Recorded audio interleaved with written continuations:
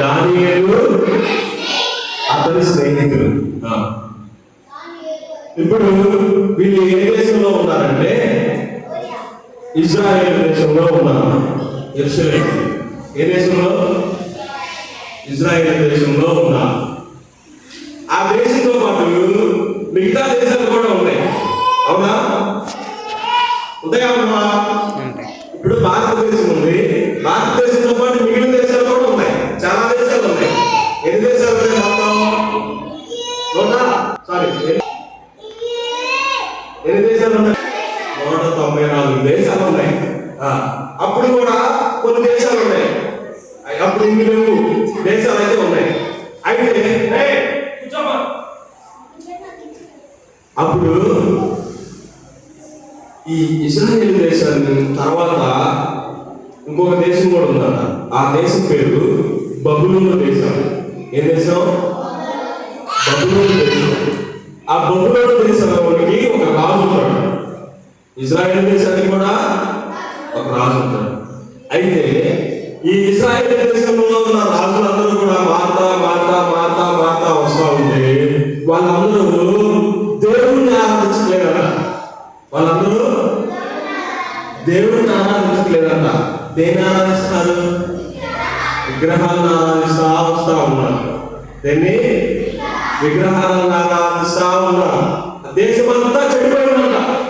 దేశమంతా ఇక దేవుడికి బాగా కోపం వస్తుంది. ఏంటంటే అసలు వీళ్ళు ఎక్కడున్నారు? ఐగుప్తు దేశంలో ఉన్నారు మానసులుగా. ఎక్కడ? వాళ్ళు తీసుకొని వచ్చాడా? మంచి పాలు తేనెలు, మంచి మంచి ద్రాక్షాగలు, పెద్ద పెద్ద ద్రాక్షాగలు అన్ని పండే దేశానికి తీసుకొచ్చాడా? అన్ని బాగా ఉన్నప్పుడు తిని దేవుడిని ఆరాధించకుండా తరాలు మారుతూ రాజులు మారుతూ మారే కొద్ది ఏం జరిగిందంటే దేవుణ్ణి మర్చిపోయారు.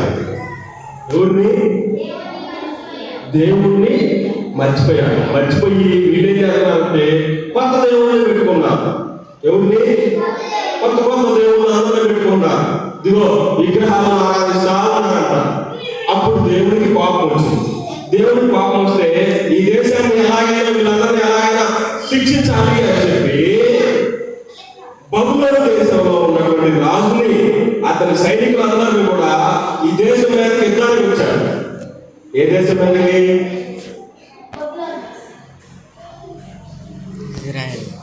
మాదిరి చెప్పండి ఒకసారి.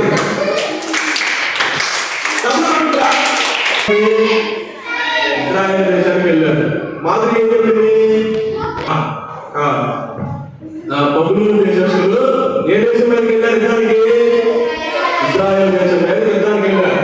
వెళ్తే ఏం జరిగిందో తెలుసు? అక్కడ ఆ ఊర్లో ఉన్న ఇజ్రాయేల్ దేశంలో ఉన్న వాళ్ళందరినీ కొట్టేశారు. చాలా మందిని చంపేశారు. ఇంకా అన్నింటినీ తగలబెట్టేశారు. ఇంకా ఏం జరిగిందో తెలుసా? ఎవరస్తులందరూ ఉంటారే కుర్రోళ్ళు ఏం చేశారంటే తీసుకొని వెళ్ళారు. వాళ్ళ దేశానికి తీసుకొని వెళ్ళారు. చెరపట్టుకొని వెళ్ళారు. ఇది బాగా పనిచేస్తారు. ఎందుకంటే ఎవరస్తులు ఇప్పుడు వయసులో ఉన్న వాళ్ళు ఎవరస్తులు అందరూ బాగా పనిచేస్తారు కదా. చిన్నపిల్లలు పనిచేస్తారా? చేయరు. ముసలోళ్ళు పనిచేస్తారా? చేస్తారా? చేయరు. ఎందుకంటే ఎవరస్తులు బాగా పనిచేస్తారని చెప్పేసి వాళ్ళ చేత బాగా పనులు చేయించుకోవచ్చని వాళ్ళు ఆ దేశానికి బానిసలుగా తీసుకొని వెళ్ళిపోయారు. ఏ దేశానికి? బబులోను దేశానికి తీసుకొని వెళ్ళిపోయారు. ఈ దేశం మీద యుద్ధం చేసి అన్నింటినీ తగలబెట్టి ఆ దేవాలయాన్ని అందరినీ పడగొట్టి, ఆ దేశంలో ఒక దేవాలయం ఉంది యెరూషలేములో.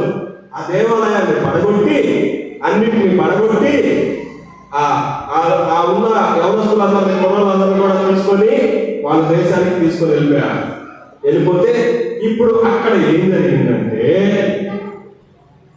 అక్కడ ఈ చప్పట్లు పైన బానిసలుగా వెళ్ళిన వాళ్ళలో 4 వ్యక్తులు ఉన్నారంట. ఎంతమంది? 4 వ్యక్తులు ఉన్నారు. వాళ్ళ పేరు పెడతారు, గుర్తుపెట్టుకోండి జాగ్రత్తగా. ఫస్ట్ దానియేలు. ఎవరు? నెక్స్ట్ షడ్రకు, నెక్స్ట్ మెషకు, నాలుగవదిగా అబేద్నెగో. ఎవరు? దానియేలు, షడ్రకు, మెషాకు, అబేద్నెగో.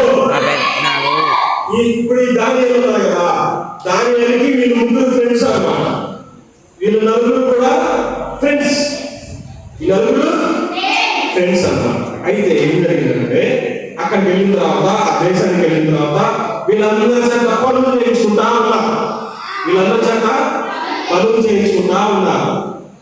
వీళ్ళకి ట్రైనింగ్ ఇస్తున్నారు అన్నమాట.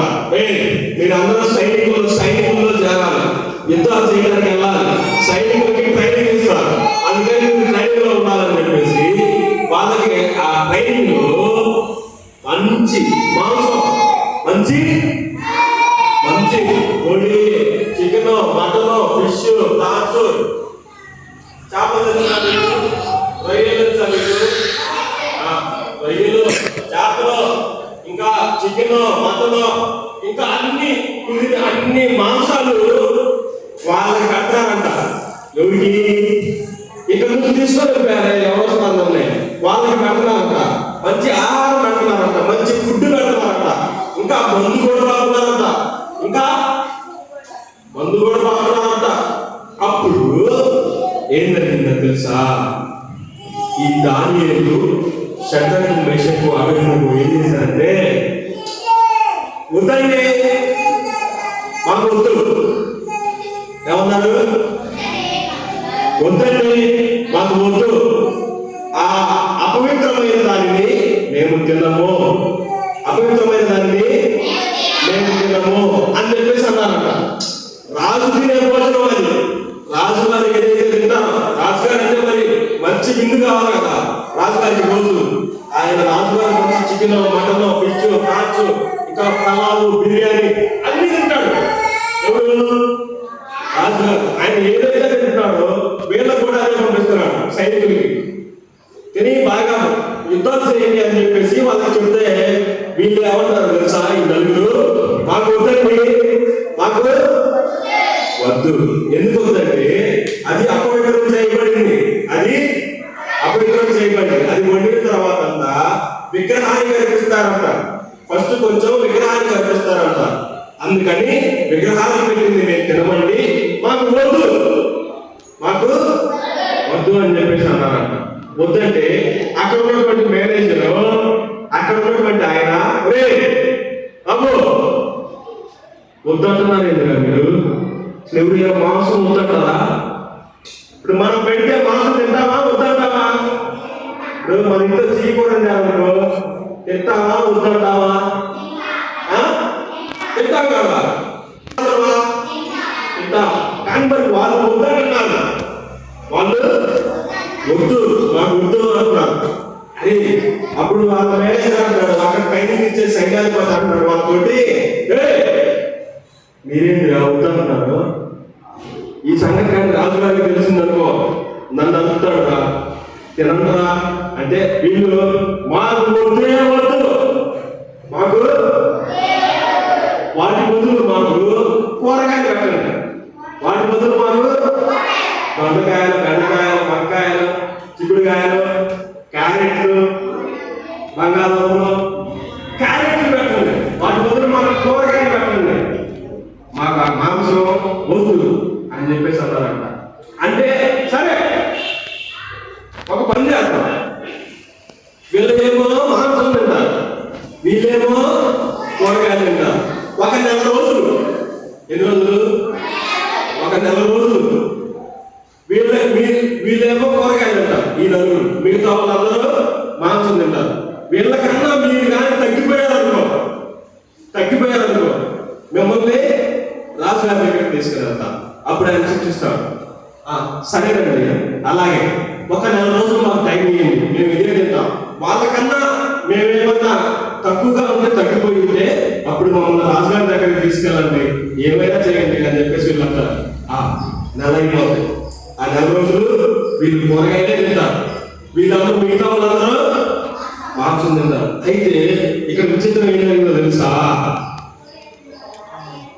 ఈ కూరగాయలు తిన్న వాళ్ళే బాగున్నారు కన్నా. అర్థమైందా?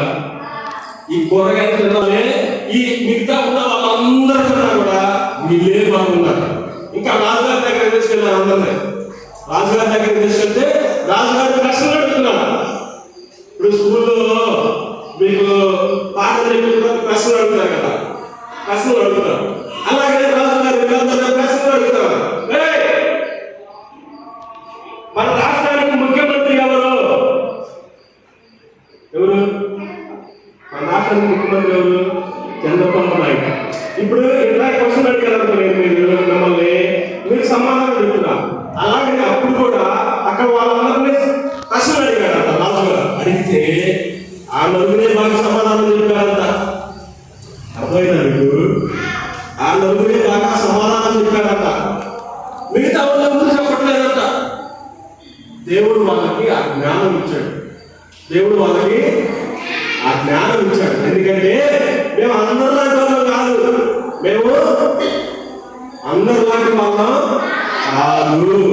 అందరూ ఏం చేస్తారు తెలుసా? సినిమాలు చూస్తారు. నీకు ఎక్కువ మేము అందరి పిల్లలు దూరం పిల్లలు అందరూ ఏం చేస్తారు? అబద్ధాలు ఆడతారు, దొంగతనాలు చేస్తారు, దూరం చేస్తారు, అబద్ధాలు లేనిపోయి అని చెప్తా ఉంటారు. ఇంకా రోడ్ల మీద తిరుగుతూ ఉంటారు, అటు ఇటు తిరుగుతూ ఉంటారు. మేము వాళ్ళలా కాదు. మీరందరూ బాగుంటున్నారా? కాదు. మనందరూ కూడా దేవుని పిల్లలు. మనందరూ అవునా కదా? మనందరూ కూడా దేవుని పిల్లలు అన్నమాట. ఇప్పుడు అక్కడ చాలా మంది ఉన్నారు, కానీ అందరూ అలాగలేదు. ఒక నలుగురు మాత్రమే దేవుని పిల్లలు. అక్కడ ఎంతమంది పిల్లలు? దేవుడు నలుగురు మాత్రమే దేవుని పిల్లలు. ఇప్పుడు ఈ ఊరిలో చాలా మంది ఉన్నారు. మన ఊరిలో ఉన్నారా లేదా? చాలా మంది ఉన్నారు. కానీ వాళ్ళందరూ చర్చికి వచ్చే వాళ్ళే దేవుని పిల్లలు. అర్థమైందా? చర్చికి ఎవరైతే వస్తారో వాళ్ళే దేవుని పిల్లలు. వాళ్ళకి దేవుడు జ్ఞానం ఇస్తాడు. వాళ్ళకి ఏం చేస్తాడు? జ్ఞానం ఇస్తాడు, మంచి తెలివితేటలు ఇస్తాడు, మంచి జ్ఞానం ఇస్తాడు, మంచి తెలివితేటలు ఇస్తాడు, మంచి బుద్ధిని ఇస్తాడు. కానీ మనం ఏం చేయకూడదంటే అందరూ చేసినట్టు చేయకూడదు. మనం అందరూ దూరం చేయాలంటే మనం దూరం చేయకూడదు. అందరూ దూరం చేస్తున్నారని మనం దూరం చేయకూడదు. అందరూ ఇప్పుడు అక్కడ వాళ్ళు అందరూ వాళ్ళు తింటున్నారులే, అందరూ మాంసం తింటున్నారులే, విగ్రహాలు కనిపించింది తింటున్నారులే అని చెప్పేసి వాళ్ళు తిన్నారా? వాళ్ళు తిన్నారా? అలాగే మనం కూడా అందరూ దూరం చేస్తున్నారు, అందరూ అబద్ధాలు ఆడుతున్నారు, అందరూ దొంగతనాలు చేస్తారు అని చెప్పేసి మనం అలా చేయకూడదు. మనం దేవుడి పిల్లలు అన్నమాట. అప్పుడు దేవుడు మనకి జ్ఞానం ఇస్తాడు, మంచి తెలివితేటలు ఇస్తాడు, బుద్ధిని ఇస్తాడు అన్నమాట. అర్థమైందా?